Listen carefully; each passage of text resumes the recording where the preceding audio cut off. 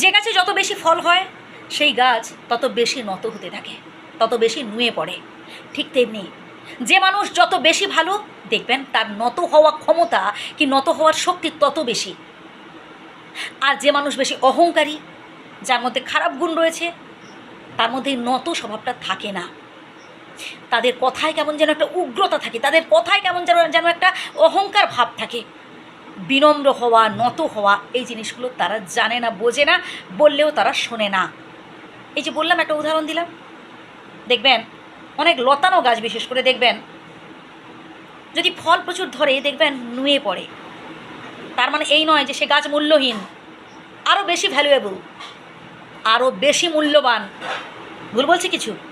কারণ আমরা তো জানি যে গাছ বেশি ফল দেয় এবং যে ফল আমরা সত্যি মানে খেতে পারি কি রান্না করতে পারি, মানে আমরা আমাদের প্রয়োজন মতো ব্যবহার করতে পারি, সেই গাছটা তো ভ্যালুয়েবল আমাদের কাছে, তাই না? ঠিক তেমনি যার মধ্যে যত বেশি গুণ রয়েছে, ভালো গুণ রয়েছে, সে দেখবেন তত বেশি সহনশীল হয়, তত বেশি তার মধ্যে মানবিকতা বোধ থাকে এবং তত বেশি বিনম্র হয় এবং তত বেশি সে নত হয়। নত হওয়া মানে মানসম্মান চলে যাওয়া, নত হওয়া মানে ছোট হয়ে যাওয়া, এগুলো হচ্ছে ভুল ধারণা। নত হওয়া মানে ছোট হওয়া নয়, বরং সম্মান আরও বাড়ে। আপনি যার সামনে নত হচ্ছেন সে বুঝবে, সে শিখবে যে না, আমাকেও এরকম নত হওয়া উচিত। সে করুক না করুক, আপনি যখন 10 জনের সামনে যেখানে প্রয়োজন নত হওয়ার বিনম্র সুরে কথা বলেন, দেখবেন আপনার সাথেও যখন কেউ কথা বলবে ঠিক আপনি যেমন কথা বলছেন ঠিক সেই রকম সেই লেভেলে বলার চেষ্টা করবে। আপনি যদি মেজাজ দেখিয়ে ক্ষিপ্রভাবে কথা বলেন, ক্ষিপ্ত হয়ে কথা বলেন, উগ্রভাবে কথা বলেন, তাহলে আপনাকেও সেভাবে কথা শুনতে হবে লোকের থেকে। আপনি যদি মিষ্টি ভাষায় কথা বলেন, বিনয়ের সুরে কথা বলেন, দেখবেন আপনি তার রিপ্লাইটাও ঠিক সেম পাবেন, রিপ্লাইটাও ঠিক আপনার মনোগত পাবেন।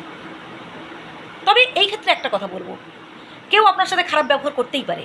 জীবনে চলার পথে মানে সবাই যে ভালো মানুষ থাকবে তা কিন্তু নয়। এই যে আপনারা শুনছেন, আমি জানি যারা শুনছেন তারা সবাই ভালো, আবার এর মধ্যে কিছু কিছু রয়েছে যারা একটা টুকটাক করে উল্টাপাল্টা কমেন্ট করে দিয়ে চলে যায়। কিন্তু আমি কি তাকে খারাপ বলবো? না, কখনো বলবো না। হয়তো সে জানে না, বোঝে নাই, হয়তো সে পুরো ভিডিওটা দেখেনি, আমি যে কেমন মানুষ সেটা সে হয়তো জানেই না। সে এসেছে হয়তো জাস্ট টাইম পাস করতে, তার হয়তো ভালো লাগেনি, কিন্তু দেখবেন 2বার 4বার শোনার পর দেখবেন তারও ভালো লাগবে। কারণ প্রত্যেক মানুষের মধ্যে ঈশ্বর বাস করেন, আল্লাহ বাস করেন। প্রত্যেক মানুষ, কি বলবো, প্রত্যেক জীবের মধ্যে, শুধু জীব নয়, ঈশ্বর সৃষ্ট মানে প্রত্যেকটা বস্তুর মধ্যে, জড় হোক, সজীব হোক, জীব হোক, প্রাণী, উদ্ভিদ, প্রত্যেকটা মানে ঈশ্বরের সৃষ্টি যে সমস্ত জিনিসগুলো রয়েছে আর কি।